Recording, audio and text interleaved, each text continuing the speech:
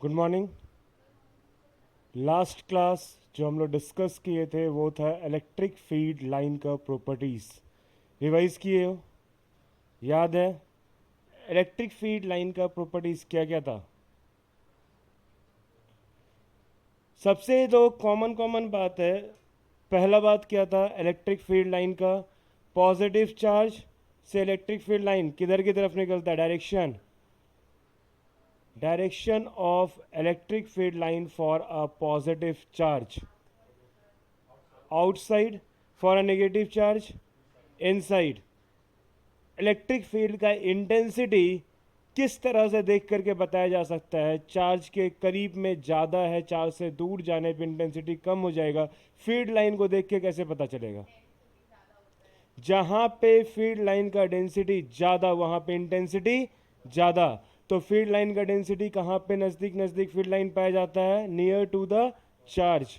Near to the charge electric field का density बहुत ज़्यादा होता है, चार्ज से दूर जाने पे इलेक्ट्रिक फील्ड का इंटेंसिटी कम हो जाता है।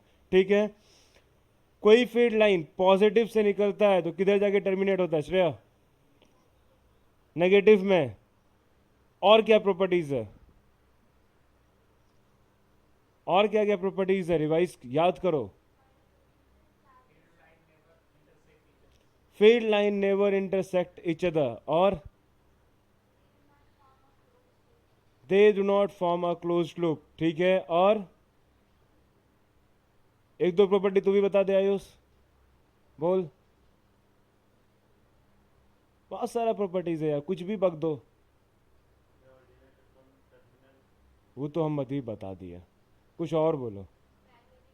हाँ, magnitude of charge is directly proportional to the number of field line. ठीक है, और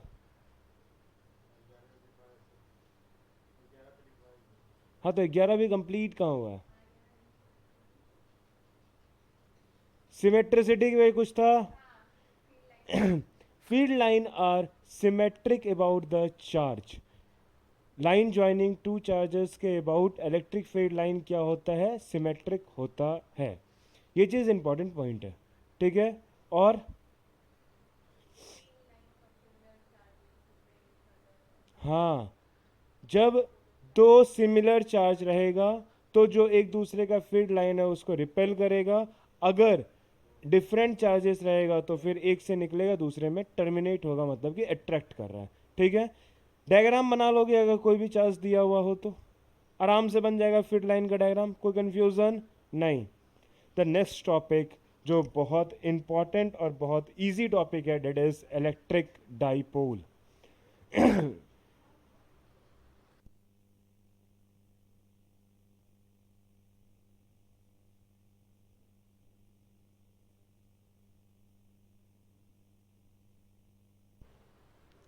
टॉपिक हो गया electric dipole. What does the dipole means? Anything which is having two poles. Two poles but have a different charge. Sign change होना चाहिए, एक positive और एक नेगेटिव। एक पॉजिटिव और एक नेगेटिव होता है, that is known as dipole. Two charges, that is one positive and one negative of equal magnitude. दोनों चार्ज का क्या होना चाहिए? चार्ज कितना होगा? दो। मैग्नीट्यूड क्या होगा? सेम। साइन क्या होगा? डिफरेंट। बस, डिफरेंट। और जो इस दोनों के बीच में डिस्टेंस होगा,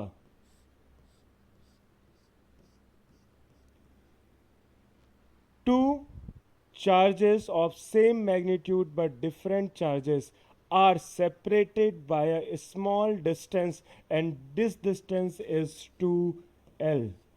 ये डिस्टेंस कितना होगा? 2l, distance between the charge.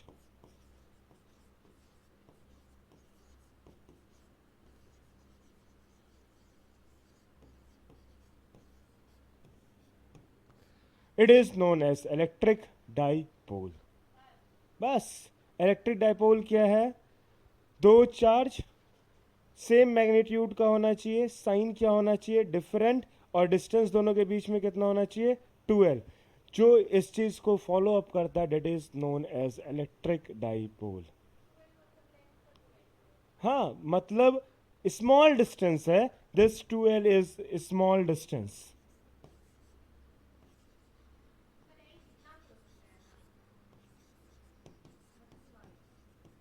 छोटा सा दूरी होना चाहिए, बहुत दूर रहेगा तो वो डाइपोल की तरह बिहेव नहीं करेगा, ठीक है। डिस्टेंस छोटा होना चाहिए, ठीक है। इसको उतारो फटाक से। डाइपोल केमिस्ट्री में कहीं पढ़े हो? कहाँ पे?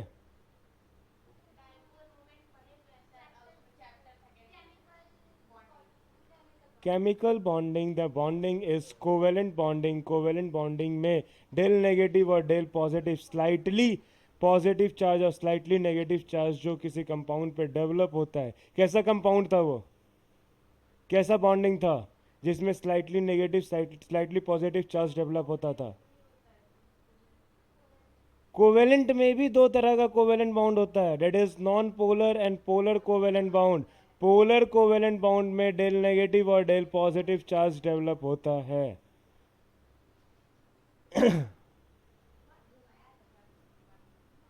बहुत इजी टॉपिक है, समझने लायक टॉपिक है।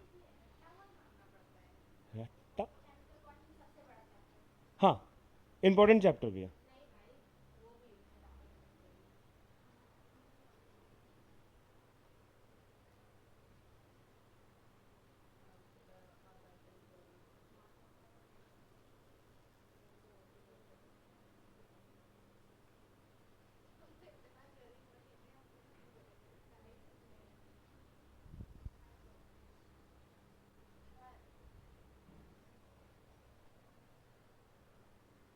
उतार ले फटाक से।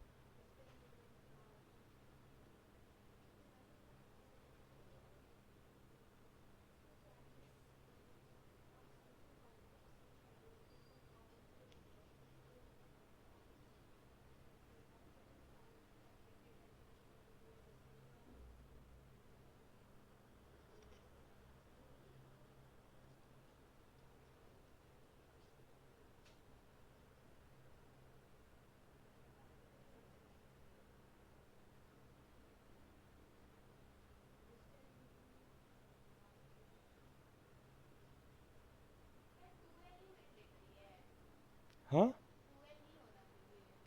2l ऐसा कंसिडर्ड किया जाता है कि इस दोनों के बीच में जो डिस्टेंस है वो 2l है। ऐसा इसलिए बताया जाता है यहाँ पे।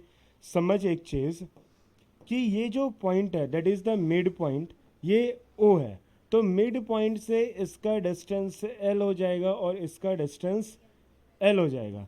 तो एक अच्छा से समझने के लिए, कोई भी डाइपोल है पॉजिटिव और नेगेटिव, तो इस पे जब भी फोर्स लगता है तो ये घूमता है।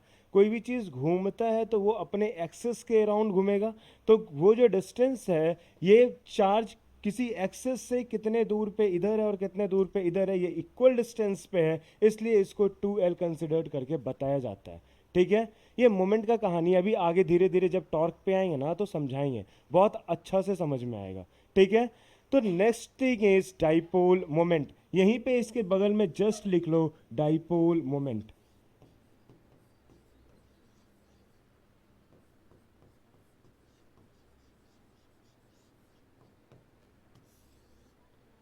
डाइपोल मोमेंट क्या चीज है? Dipole moment that is,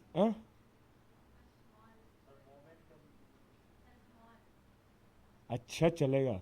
dipole moment is denoted by capital P and it is a vector quantity that is P vector. Clear? तो ये हो गया आपका P वेक्टर, और यहां से जो हम लिखेंगे that is P vector is equal to Q into 2l, magnitude of charge and the distance between two charges, ठीक है। तो डाइपोल मोमेंट का फॉर्मूला क्या आया? Q into 2l। It is a vector quantity, it means it is having a direction. ये एक ऐसा quantity है vector.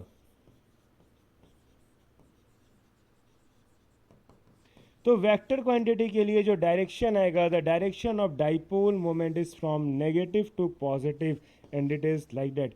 Dipole moment that is P and the direction is from negative to positive. उतारो इसको फटाक से। क्या हुआ? रिपीट। डाइपोल मोमेंट, ये जो डाइपोल है इसका मोमेंट किधर होगा? ठीक है, तो ये जो मोमेंट है ये क्रिएट करता है from negative to positive direction and it is denoted by P and it is equal to Q into 2l। इसका फील आएगा आपको डाइपोल मोमेंट का यूज पे। मोमेंट जो होता है it is from the axis of rotation. हाँ बोल। दोनों चार्ज का मैग्नीट्यूड सेम है। हाँ, तो बस magnitude of a charge and distance between two charges is that is 2l। बस बस बस, कोई चार्ज का यहाँ गेम है ही नहीं। चार्ज का गेम किस में है? डायरेक्शन में, from negative to positive.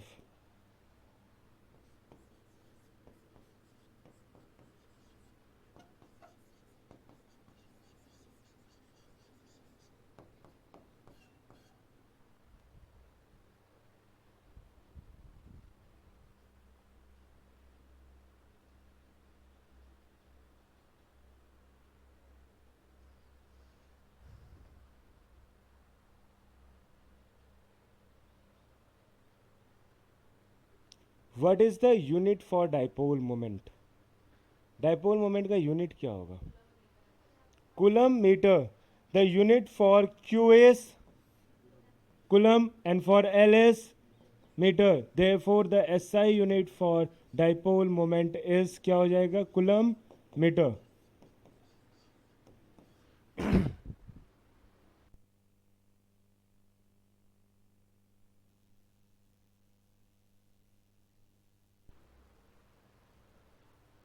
Clear है? पक्का? दो एल, एल इंटू एल होता तो एल का स्क्वायर होता। 2 is just a numerical value, उसका कोई यूनिट नहीं है। ठीक है, यह सिंपल सा चीज है। इस एल और इस एल दोनों को जोड़िएगा तो 2l होगा, मल्टीप्लाई कीजिएगा तब एल स्क्वायर होगा। तो इसके लिए यूनिट चेंज होता है। ये चीज नहीं कर रहे हैं, ये चीज कर रहे हैं।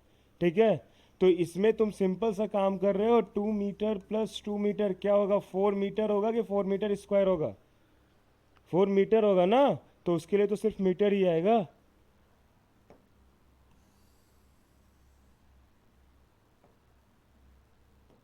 आगे बढ़ा जाए।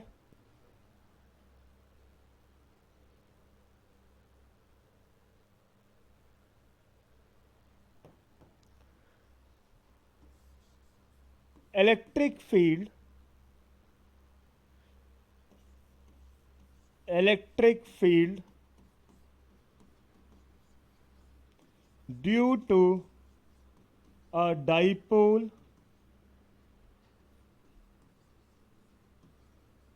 on the axis of dipole, electric field due to a dipole on the axis of dipole। Dipole के कारण से उसके एक्सिस पे कोई पॉइंट है, उस पे इलेक्ट्रिक फील्ड कितना होगा। समझ में आया क्वेश्चन क्या बोला जा रहा है? तो ये डेरिवेशन है, इसको देखते हैं। ये इंपॉर्टेंट डेरिवेशन में से एक है। तो एक पॉजिटिव, सॉरी, डाइपोल क्या होता है? एक नेगेटिव एंड दूसरा positive, and if is charge number 1 charge number 2 separated by a distance, distance कितना होगा? 2l and this is the mid point. Axis इसका यही हुआ। ठीक है, हॉरिजॉन्टल एक्सिस इज दिस। यहां पे कोई पॉइंट कंसिडर कीजिए, दिस पॉइंट इज P। इस पॉइंट पे इलेक्ट्रिक फील्ड कितना होगा? इस पॉइंट पे इलेक्ट्रिक फील्ड कितना होगा, यही चीज निकालना है। सबसे पहले देख, कंसंट्रेशन बिल्कुल बोर्ड पे। इस चार्ज के कारण और इस चार्ज के कारण, दोनों के कारण से इस पॉइंट पे इलेक्ट्रिक फील्ड आएगा। And this point is x distance from the mid point of the dipole. Dipole के मिड पॉइंट अगर ये O है, O से इसका डिस्टेंस कितना है? x। ठीक, यहां से यहां तक का दूरी कितना है? L, और यहां से यहां तक का दूरी कितना है? L। क्लियर? देख, चार्ज नंबर 1 के कारण से जो इलेक्ट्रिक फील्ड इस पॉइंट पे क्रिएट होगा वो इनवर्ड होगा या आउटवर्ड होगा? इनवर्ड होगा फ्रॉम द नेगेटिव चार्ज, ये इनवर्ड होगा इलेक्ट्रिक फील्ड, तो इसके कारण से अंदर की तरफ electric field that is E1 vector. Clear? और इसके कारण से from the E2 Q plus charge के कारण से इलेक्ट्रिक फील्ड आउटवर्ड, तो ये हो जाएगा बाहर की तरफ दैट इज E2। जरा सोच के बता कि E1 का मैग्नीट्यूड ज्यादा होगा कि E2 का मैग्नीट्यूड ज्यादा होगा? E2 का मैग्नीट्यूड ज्यादा होगा क्योंकि ये चार्ज क्या है, करीब है पॉइंट P से, तो इसका मैग्नीट्यूड ज्यादा होगा। अगर आपको यह बताना पड़े द नेट इलेक्ट्रिक फील्ड, तो net electric field is equal to, we can write it as E2 minus E1, लिख सकते हैं ऐसा। जो ज्यादा उसमें छोटा को माइनस कर देंगे तो नेट इलेक्ट्रिक फील्ड निकल जाएगा that is E2 minus E1। कोई कंफ्यूजन नहीं? E2 का मैग्नीट्यूड कितना होगा? K Q upon the distance from the charge to this point, यहां से यहां तक का दूरी कितना है? x माइनस एल, यहां से यहां तक का दूरी x, इसमें l घटा देंगे, ये वाला डिस्टेंस निकल जाएगा that is x minus l का होल स्क्वायर, यही हो जाएगा। क्लियर है? इसके कारण से जो इलेक्ट्रिक फील्ड इस पॉइंट पे क्रिएट होगा दैट इज के Q upon x plus L, तो ये हो जाएगा एक्स प्लस एल का होल स्क्वायर। देयरफॉर नीचे के टर्म को एलसीएम लो तो मल्टीप्लाई हो जाएगा ये वाला चीज that is x minus l का whole square into x plus L का होल स्क्वायर, ये वाला टर्म इधर गया तो ये हो जाएगा के Q into x plus L का होल स्क्वायर माइनस के Q into x minus l का होल स्क्वायर।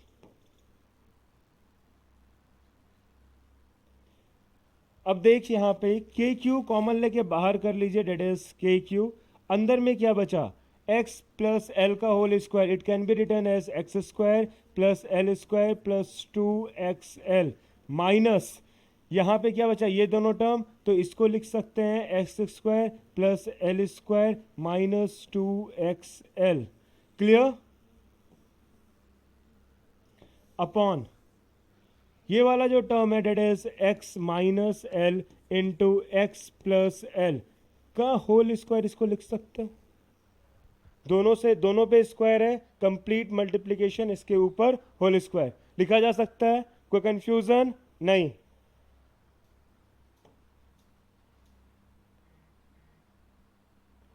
देख इधर, अब इसमें के क्यू इधर हो गया आपका X square plus L square plus 2x, minus अंदर जाएगा that is minus X square minus L square plus 2xl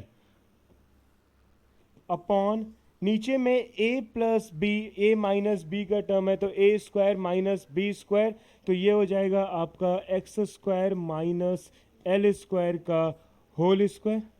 clear? ठीक है। और ऊपर में देख X square cancel, L square cancel, बचेगा क्या ऊपर में?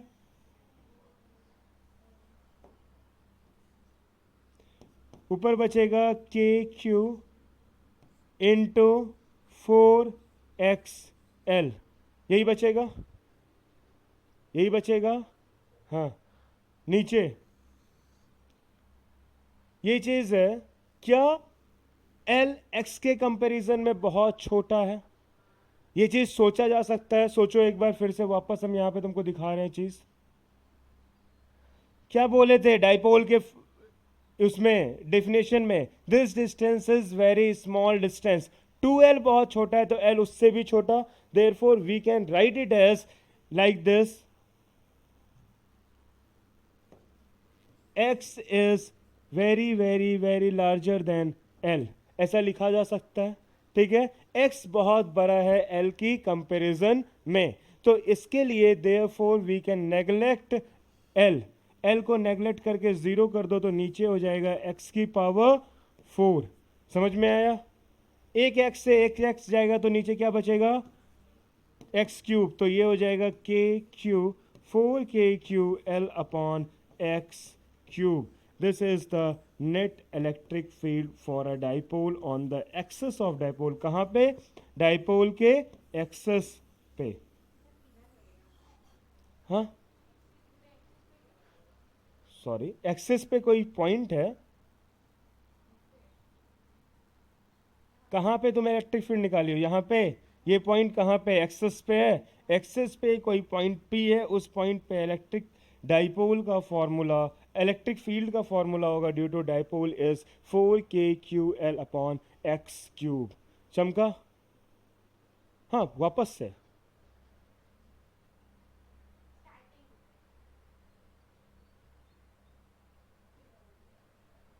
दिख रहा है? दिख रहा है? देखिए यहाँ पे dipole minus Q plus Q separated by distance 2l.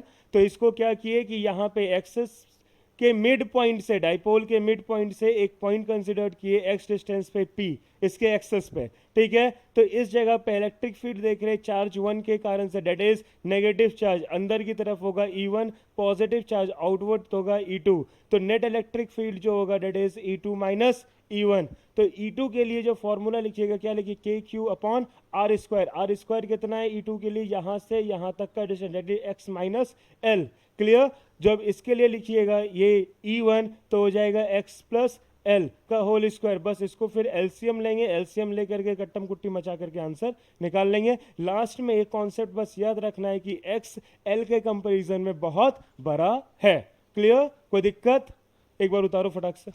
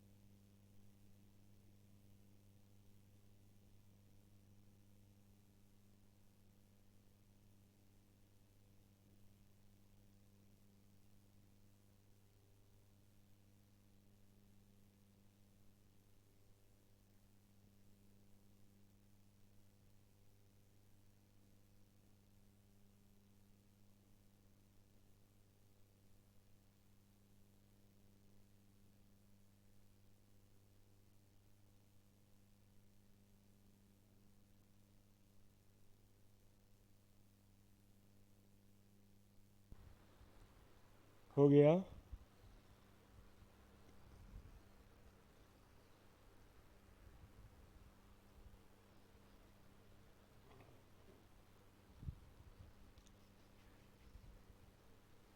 समझ में आया?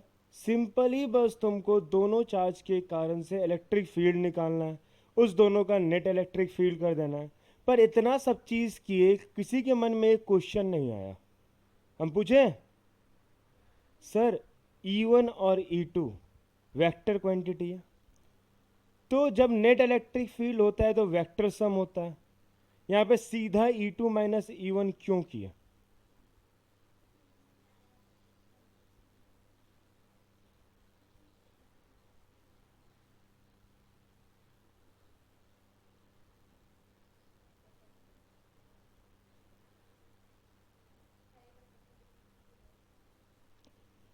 E1 E2 is a vector quantity, net electric field E1 और E2 के कारण से निकल रहा है। तो जब E1 और E2 वेक्टर है तो इसके लिए वेक्टर सम किया जाता है, E1 vector plus E2 vector. तो ये होता है root under E1 square plus E2 square plus 2 E1 E2 cos theta. तो इससे क्या मतलब है? नेट इलेक्ट्रिक फील्ड, दो वेक्टर क्वांटिटी का नेट निकालने का तरीका क्या है? वेक्टर सम या वेक्टर सब्ट्रैक्शन, जो भी बोलो, वेक्टर होगा।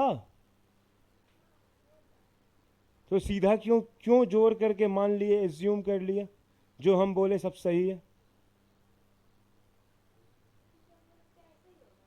क्यों होगा ऐसे? लॉजिक क्या कहता है? लॉजिक बोलता है कि वेक्टर होना चाहिए, पर नहीं किए। आप कर लो, लास्टली यही बचेगा। आप कर लो इस तरह से, सिंपल सा चीज जो अभी हम बोले साइड में लिख भी देते हैं, उतार भी ले तब तक साथ साथ। अगर हम E1 vector plus E2 vector ये चीज करते हैं, निकल के E2 माइनस E1 ही आना है। तो ये क्या चीज है? Root under E1 square plus E2 square plus 2 E1 E2 cos 180। Cos 180 का वैल्यू कितना होता है? -1। तो ये हो जाएगा माइनस, तो ये हो गया आपका E1 square plus E2 square -2 E1 E2। A square plus b square -2ab क्या हो जाएगा? a माइनस बी का होल स्क्वायर। हाँ, तो बस वही कहानी है। आप इसको इस तरह से लेके चलो, बड़ा चार्ज या छोटा चार्ज, तो इसको लिख सकते हैं हम E2 माइनस E1 का होल स्क्वायर, इसके ऊपर रूट है तो ये आ जाएगा E2 माइनस E1। ये समझ में आया? ये क्या किए इधर खजाना? बस सिंपल सा चीज है। तुम ये नेट इलेक्ट्रिक फील्ड निकालना है, आएगा सेम चीज है, वेक्टर से ही ये भी आया। ठीक है, बस तुम लोग पूछे नहीं इसलिए हम बोले। हाँ, चलो यार, कुछ तो याद है। एनएलएम पढ़े हो? एक बंदर लटकता था नीचे की तरफ, लिफ्ट के अंदर बंदर को ऊपर नीचे किए थे, बहुत कुछ किया एनएलएम में। हाँ, हाँ पिंकी भी थी। पिंकी भाग गई। अब आगे आ जा। हाँ, पिंकी भाग गई। Relative velocity.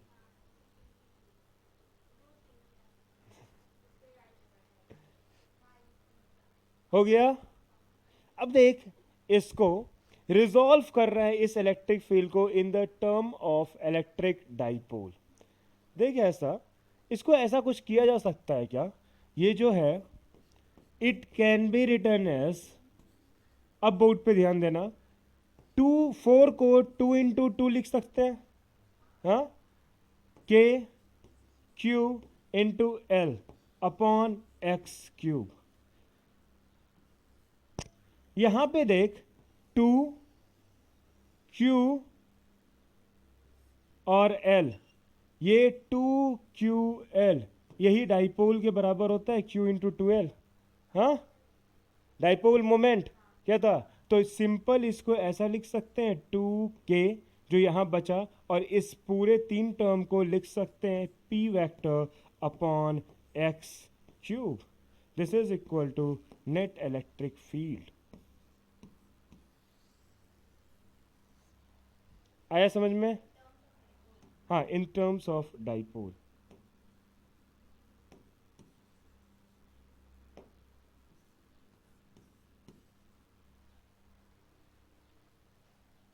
2kT upon x³। हाँ, उसमें खेला है।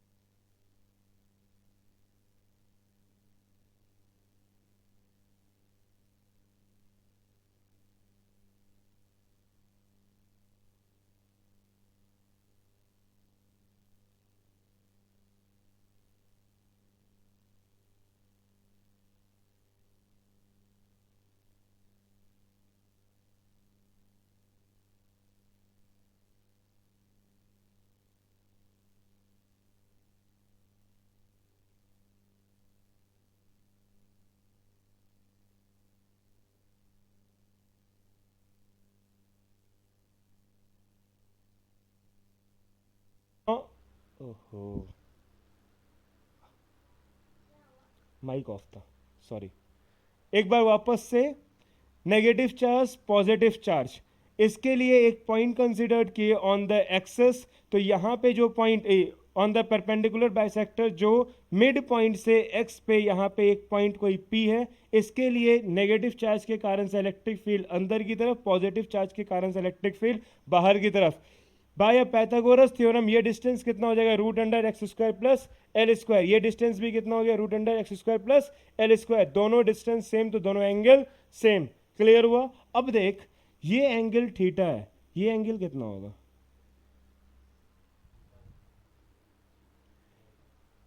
ये लाइन और ये लाइन एक दूसरे से पैरेलल, ये intersecting line, alternate opposite angle, equal, तो ये थीटा तो ये भी थीटा। समझ में आया? अब देख, E1 और E2 दोनों का मैग्नीट्यूड देख, तो दोनों का क्या मैग्नीट्यूड सेम है। E1 क्या हो जाएगा, K Q upon are square, distance कितना लिखिएगा, root under x square plus L square का होल स्क्वायर।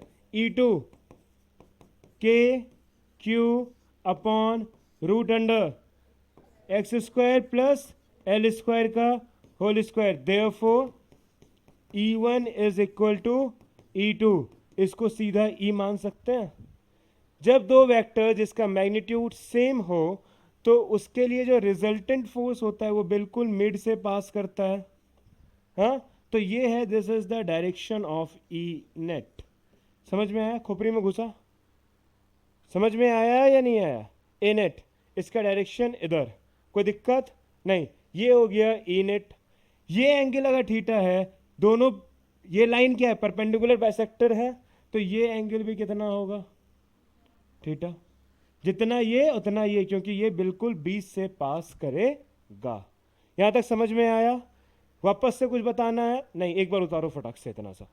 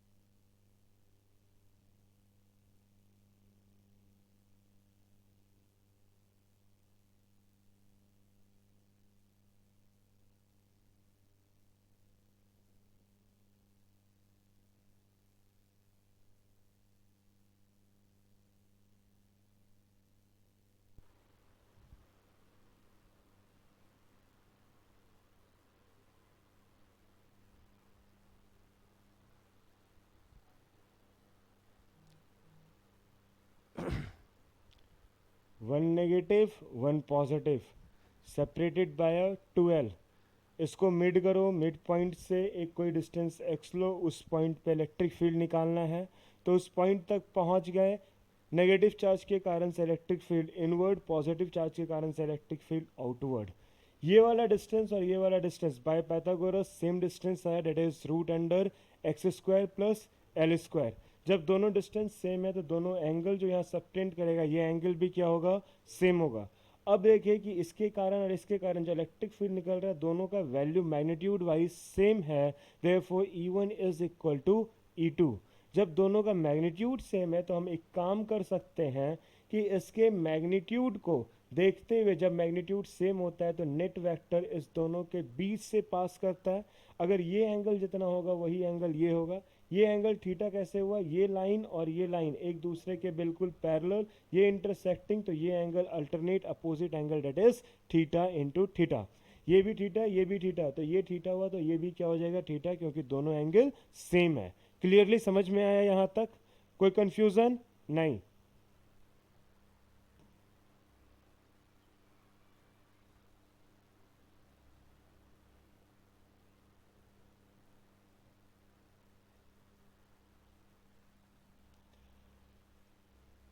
अब अब एक चीज देख, इसको दो तरीका से किया जा सकता है। अब बोर्ड पे ध्यान दो, हम पहले दोनों तरीका डिस्कस करेंगे जो तरीका सिंपल है। एक तरीका में ट्रिग्नोमेट्रिक इक्वेशन थोड़ा टफ होगा, उस तरीका को नेग्लेक्ट करके नॉर्मल तरीका से किया जाएगा। बोर्ड पे ध्यान दे, देख इधर E1 और E2 दोनों का मैग्नीट्यूड सेम, मस्त E net is equal to E1 root under E1 square plus E2 square plus 2 E1 E2 cos 2 theta. दोनों के बीच में एंगल कितना है, 2 थीटा। लगा करके इक्वेशन लिख करके काम किया जा सकता है। वैसे भी कीजिएगा, आंसर आ जाएगा। कॉस 2 थीटा तुम इसको इक्वेट कर लो, जो भी फॉर्मूला होता है 1 माइनस 2 साइन स्क्वायर थीटा, जो भी है जैसे भी है इस तरह कर सकते। इतना ताम झाम लंबा ट्रिग्नोमेट्रिक फॉर्मूला को रिजॉल्व करके करने से अच्छा एक शॉर्ट ट्रिक बताते हैं इसको सॉल्व करने का, जो एक बार में हो जाएगा। इस जितना ताम झाम है वेक्टर का उसको एक साइड ले लेते हैं। यहां पे देख इधर, इसको सिंपली ऐसा लिखा जा सकता है,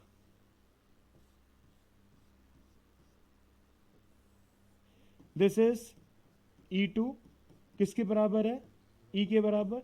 दिस इज E1, ये भी किसके बराबर है, E के बराबर। ठीक, यहां से यहां तक का एंगल थीटा, यहां से यहां तक का एंगल थीटा। जो भी वेक्टर थीटा एंगल पे सबटेंडेड रहता है इसका दो कंपोनेंट हम विभाजित करते हैं, एक परपेंडिकुलर और एक हॉरिजॉन्टल। ठीक है, तो E2 का जो हॉरिजॉन्टल कंपोनेंट होगा इसको लिख सकते हैं E cos थीटा, और इसका जो इधर कंपोनेंट होगा ये लिखा जाएगा E sin थीटा। सिमिलरली इसके साथ भी हो जाएगा, इसका इस side component that is E cos theta, और इसका इधर component that is E sin theta. दोनों कंपोनेंट साइन थीटा और साइन थीटा दो अपोजिट डायरेक्शन में है, तो ये इसको कैंसिल आउट कर देगा। तो यहां पे जो बचा, net electric field is only due to 2E cos theta. समझ में आया, पक्का। अब देख, ये जो 2E cos थीटा आया, therefore net electric field is equal to 2E cos theta. E की जगह पे क्या रखिएगा, E की जगह पे सीधा रखो 2 इंटू ई की जगह पे K Q upon root under x square plus L square, यही है का होल स्क्वायर। तो ये सिर्फ बच जाएगा x square plus L square, यही चीज है। अब देख ये कॉस थीटा, कॉस थीटा को क्या लिख सकते हैं, कॉस थीटा होता क्या है, cos theta is base upon hypotenuse.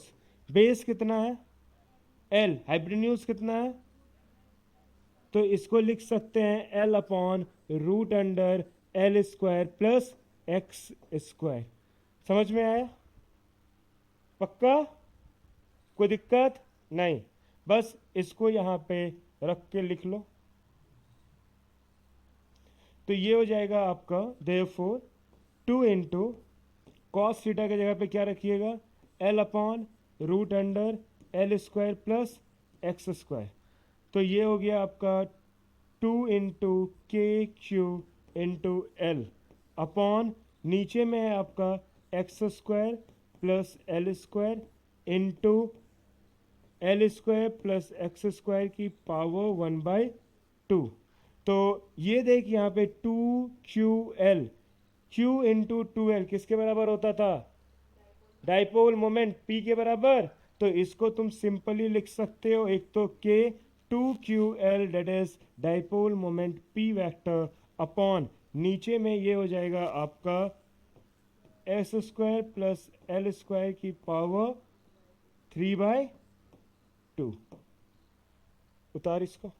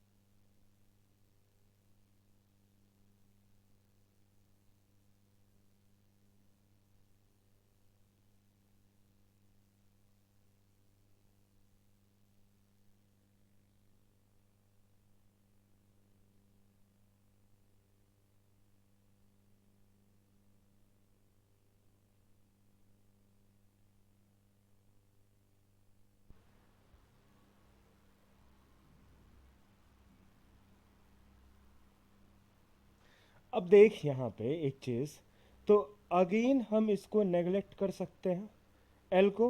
तो इसलिए कर सकते हैं क्योंकि x is very very very बड़ा देन एल।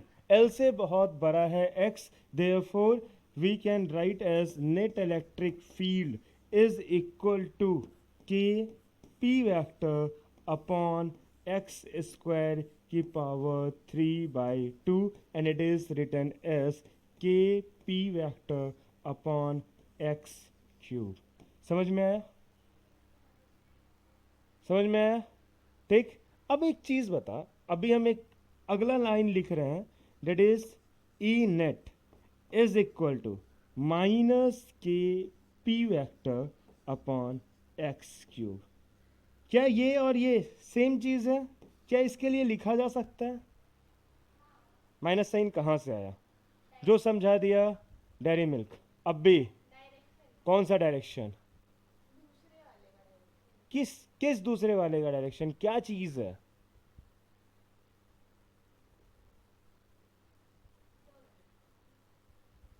सोचो।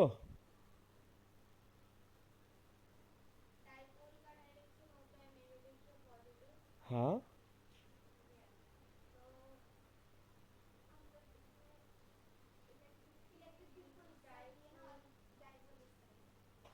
बिल्कुल सही। इलेक्ट्रिक फील्ड का जो नेट इलेक्ट्रिक फील्ड आया है वो इधर आया है। ये डायग्राम देख। वाह, क्लिक कर गया। हाँ, दोनों का मिल गया है। ये देख, ये इलेक्ट्रिक फील्ड का डायरेक्शन इधर और डाइपोल मोमेंट पी का डायरेक्शन इधर, दोनों एक दूसरे के अपोजिट डायरेक्शन में है। तो नेट इलेक्ट्रिक फील्ड जो हम यहाँ पे लिख रहे हैं, इसको सेम डायरेक्शन में करने के लिए डाइपोल मोमेंट को नेगेटिव लेंगे तो अपोजिट साइड आ जाएगा। समझ में आया? ये देख, इलेक्ट्रिक फील्ड इधर था, डाइपोल मोमेंट इधर था, माइनस देने पे डाइपोल मोमेंट भी इधर हो गया। तो जैसे इधर हुआ तो इलेक्ट्रिक फील्ड और डाइपोल दोनों सेम डायरेक्शन में वर्क कर रहा है। तो the main formula for the net electric field is minus k P upon x cube. समझ में आया या नहीं आया? आ गया? तो मेरा दिशा ठीक है।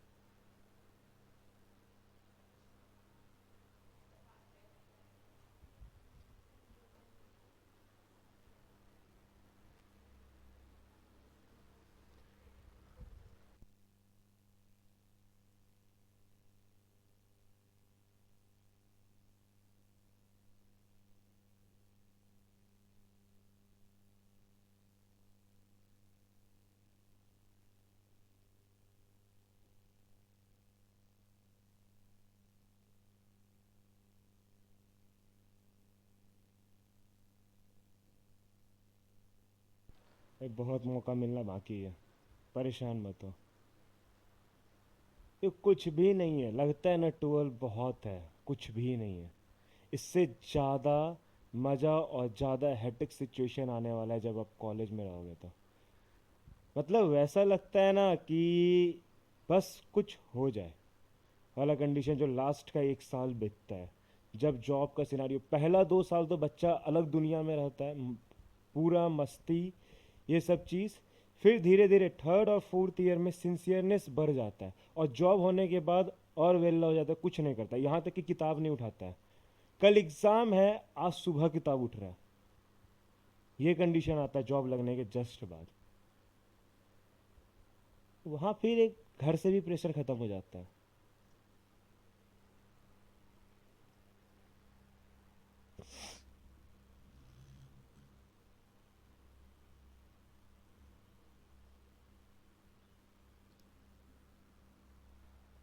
देख इधर, अब जो डाइपोल पे लास्ट डेरिवेशन है on for the electric field is electric field due to a dipole on the any point in the space. Electric field due to a dipole on any point on the space. Let's say एक negative charge, दूसरा positive charge, इस दोनों charge के लिए जो distance separated है that is 2l। ये distance 2l है। अब देख यहां से कोई पॉइंट स्पेस में कहीं पे भी है, ना ये एक्सिस पे है ना ये परपेंडिकुलर पॉइंट पे है, ये कहीं रैंडम पॉइंट है। अब इसके लिए इस पॉइंट पे इलेक्ट्रिक फील्ड कितना होगा ये निकालने का तरीका क्या होगा।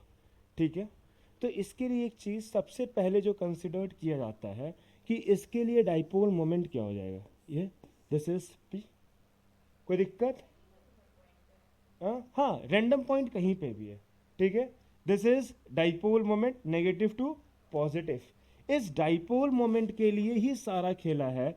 इस डाइपोल मोमेंट को देख, और ये पॉइंट जो है मिड पॉइंट से इस पॉइंट को जोड़ दिए, ये जो एक्सिस से एंगल बना रहा है दिस इज थीटा। ठीक है, तो डाइपोल मोमेंट का एक कंपोनेंट इधर होगा और डाइपोल मोमेंट का एक कंपोनेंट इसके बिल्कुल परपेंडिकुलर होगा।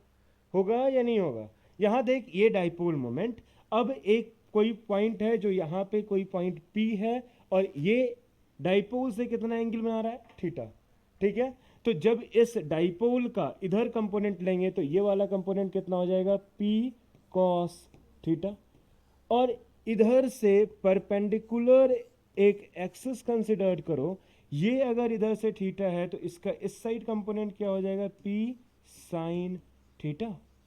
समझ में आया? वापस से एक बार देख, ये हो गया आपका डाइपोल मोमेंट, ये एंगल इधर से बना रहा है थीटा, तो इस साइड जो कंपोनेंट होगा that is P cos theta, और इस साइड जो कंपोनेंट होगा ये होगा P sin थीटा। ये किसका कंपोनेंट है? For the dipole. Dipole moment का कंपोनेंट है डेट इज P वेक्टर का। समझ में आया? अब इसको अगर एक डाइपोल कंसिडर्ड करो, ये एक डाइपोल की तरह बिहेव कर रहा है, ये डाइपोल कंसिडर करते हैं। इस डाइपोल के लिए ये पॉइंट कहां पे है? ये डाइपोल कहां पे है? इस लाइन पे। ये लाइन पे है डाइपोल, तो इसके लिए ये पॉइंट कहां पे है? इस डाइपोल के एक्सिस पे। समझ में आया? ये पॉइंट कहां पे है? इस डाइपोल के एक्सिस पे। और ये अगर डाइपोल कंसिडर करेंगे, ये पॉइंट क्या कहां हो जाएगा? इस डाइपोल के परपेंडिकुलर बाइसेक्टर पे।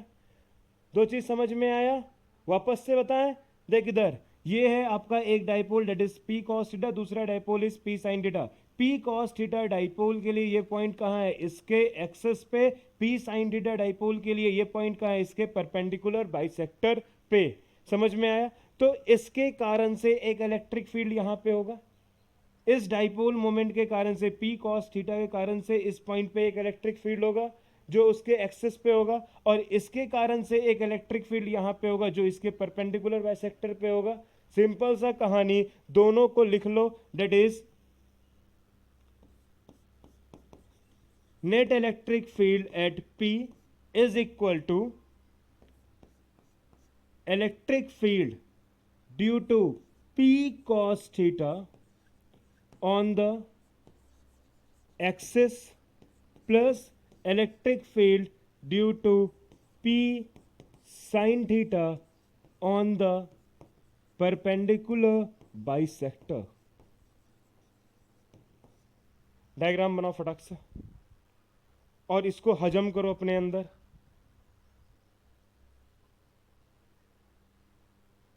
ये डेरिवेशन से बेसिक पूछा है। हाँ,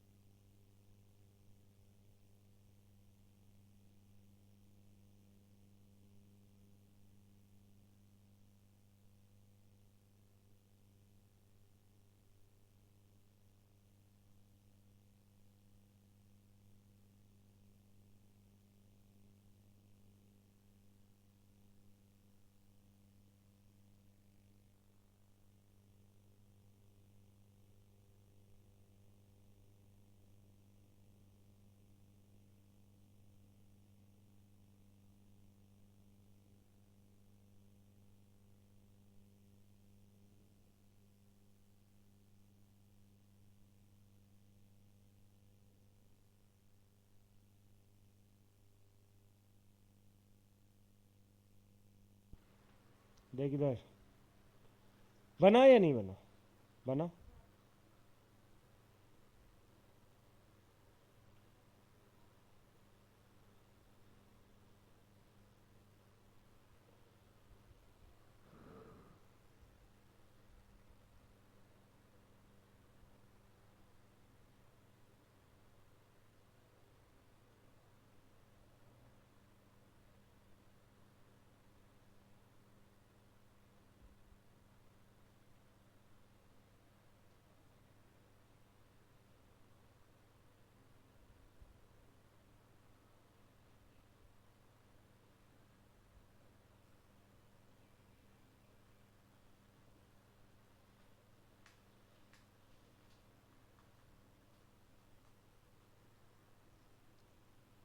कलम नीचे, ध्यान सामने। देख इधर, ये था आपका डाइपोल, ठीक है, dipole moment that is P. ये पॉइंट कहीं यहाँ पे है, तो ये जो है डाइपोल से थीटा एंगल बना रहा था, तो एक कंपोनेंट इसका इधर हो गया, और जैसे ये हो गया, ये हो गया पी कॉस थीटा। इसके लिए ये पॉइंट कहाँ पे है? इसके एक्सिस पे। अब देख, ये पॉइंट के लिए इस डाइपोल का एक और कंपोनेंट होगा जो इधर होगा, और इसके लिए जो ये पॉइंट है, ये पॉइंट कहाँ पे? इसके परपेंडिकुलर बाइसेक्टर पे। तो इसके कारण से भी इस पॉइंट पे इलेक्ट्रिक फील्ड होगा, और इसके कारण से भी इस पॉइंट पे इलेक्ट्रिक फील्ड होगा। तो दोनों को ले करके बना दो तो आंसर आ जाएगा, ठीक है। तो अब देख, यहाँ पे एक्सिस के कारण से जो इलेक्ट्रिक फील्ड आया और परपेंडिकुलर बाइसेक्टर के कारण से जो इलेक्ट्रिक फील्ड आया, इस दोनों का अगर हम वेक्टर सम करते हैं तो नेट इलेक्ट्रिक फील्ड उस पॉइंट पे निकल जाएगा, ठीक है। तो बस इस दोनों का वेक्टर सम करने का कोशिश कीजिए, फटाफट करो। फॉर्मूला क्या है एक्सिस के लिए? एक्सिस के लिए फॉर्मूला क्या आया था अभी? 2kp/x³। तो ये हो जाएगा 2kp। वन सेकेंड, इसको लिखने से पहले एक चीज और लिख लो। अगर इसको E1 मान रहे हैं और इसको E2 मान रहे हैं, ठीक है, ऐसा मान सकते हैं, एक्सिस वाला E1 और परपेंडिकुलर वाला E2। तो वेक्टर सम कीजिएगा तो ये क्या हो जाएगा? E1 का स्क्वायर प्लस E2 का square plus 2E1 E2 cos. E1 और E2 के बीच में एंगल कितना है? 90 डिग्री। अगर इसको E1 कंसिडर कर रहे हैं और इसको E2 कंसिडर कर रहे हैं, इसके कारण से यही चीज़ है बस। तो ये हो जाएगा आपका cos 90 डिग्री। तो ये है आपका cos 90 डिग्री। तो यहाँ पे हम सिंपली E1 के जगह पे electric field due to P cos theta, formula क्या लिखिएगा? ये वाला पूरा टर्म क्या हो जाएगा? जीरो। कहानी खत्म इसका। तो E1 का पूरा टर्म क्या हो जाएगा? एक्सिस के लिए फॉर्मूला क्या था? 2kp/x³। पी की जगह पे क्या रखिएगा? किसके कारण से? पी कॉस थीटा के बराबर हो गया, तो ये हो जाए 2kp cos θ/x³ plus kp sin θ/x³। इसका भी स्क्वायर, इसका भी स्क्वायर। इसको सॉल्व कीजिएगा, नेट इलेक्ट्रिक फील्ड निकल जाएगा।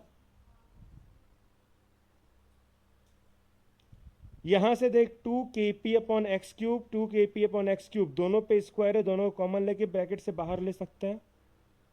हाँ, तो यहां सिंपल एक कहानी काम कर, 2 नहीं होगा। तुम एक चीज ये तो कर सकते हो, रूट अंडर kp/x³ का होल स्क्वायर, इसमें बच जाएगा 2 cos θ का स्क्वायर प्लस साइन थीटा का होल स्क्वायर। यही बचा, ब्रैकेट क्लोज, रूट अंडर। यहां से इसको बाहर ले लिए, date is kp/x³, root under. ये इसको अब सॉल्व करना है, ठीक है। 2 cos θ फॉर्मूला क्या हो जाएगा?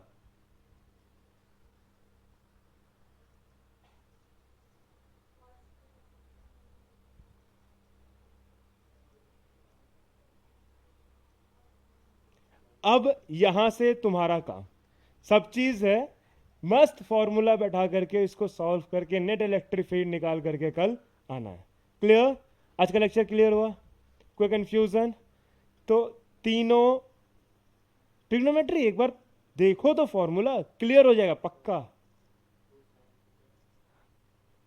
करके आओ, साइन स्क्वायर थीटा के टर्म में लेके आओ, ज्यादा अच्छा से समझ में आएगा, हो जाएगा। ठीक है, एक बार करना, करो, कर लेना। ठीक है, कर करके नहीं बनेगा फिर उसी उसी टाइप का कुछ है, शायद सही है शायद गलत है, कुछ मिस कर रही हो। ठीक है, एक बार देख लेना। इसको कंप्लीटली कर करके कल आना है। अब एक बार हम होमवर्क देंगे तुमको, कुछ क्वेश्चन फ्रॉम एनसीईआरटी, उसको सॉल्व करना है। ठीक है, एनसीईआरटी में डाइपोल के ऊपर जितना क्वेश्चन है, क्वेश्चन नंबर 9 से आई थिंक एक्सरसाइज में क्वेश्चन नंबर 9 के बाद से 4-5 क्वेश्चन है, उसको सॉल्व करना है डाइपोल पे।